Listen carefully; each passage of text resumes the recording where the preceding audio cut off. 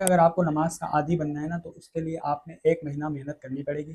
میں آپ کو ایک بہترین نسخہ بتا دیتا ہوں، جس کے بعد انشاءاللہ اللہ نے چاہا اور آپ نے اپنے عزم میں مصمم کر لیا تو انشاءاللہ آپ نماز کے عادی بن جائیں گے۔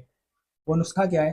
نسخہ یہ ہے کہ آپ نے ایک گول سیٹ کر لینا ہے کہ مجھے 1 مہینے تک کوئی بھی جماعت نہیں چھوڑنی۔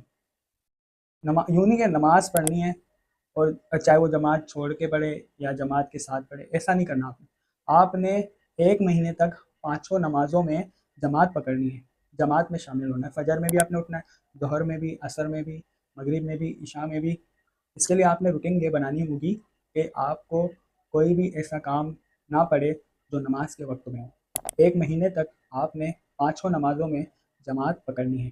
جب آپ جماعت 1 مہینے تک پکڑتے رہیں گے تو یہ شیطان پر بہت بڑا وار ہوگا کہ ایک بندہ جو بے نمازی تھا یا نمازی تو تھا لیکن کبھی 4 کی پڑھ لی، کبھی 3 وقت کی پڑھ لی اور کبھی کبھی 5 وقت کی پڑھ لی۔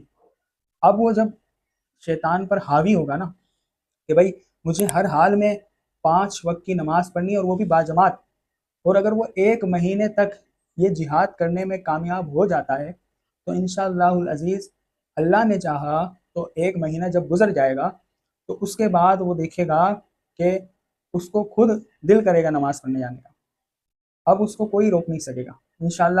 اور ایسا حال ہو جائے گا اللہ نے چاہا تو کہ ایسے بھی اللہ کے ولی ہیں کہ جن کا یہ حال ہے کہ وہ کہتے ہیں کہ ہم عشاء کی نماز نہ پڑھیں تو ہمیں نیند نہیں آتی، ہم فجر کی نماز نہ پڑھیں تو ہمارا دل اچھا نہیں گزرتا۔